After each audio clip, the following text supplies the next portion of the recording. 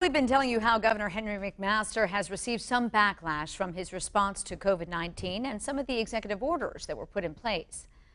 Today, members of the Senate started the task of taking a closer look at the power the governor has when it comes to issuing a state of emergency.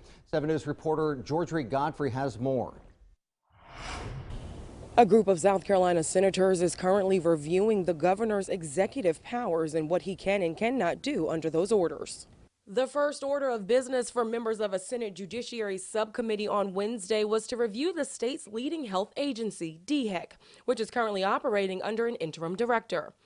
Considering the situation that we're in, I think it's extremely important that DHEC have a full-time director as soon as possible. Lawmakers are pushing for a permanent replacement to improve the agency's pandemic operations and to help define the department's emergency powers. You believe that DHEC's emergency powers must be triggered by a state of emergency declared by the governor? Yes. On the agenda were several bills relating to emergency orders in the state, in this case as it relates to the current pandemic.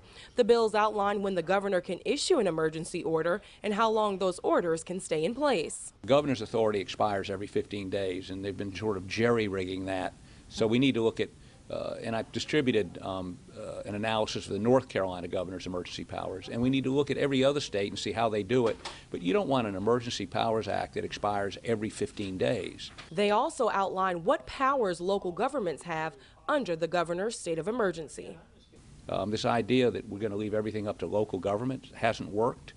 What we do know is where they do have a mask ordinance, where they do enforce social distancing, that the infection rates are dramatically lower. So the science is not debatable. What is debatable is the political response to that. The Department of Health and Environmental Control plans to have a new director in place to present to the General Assembly by January.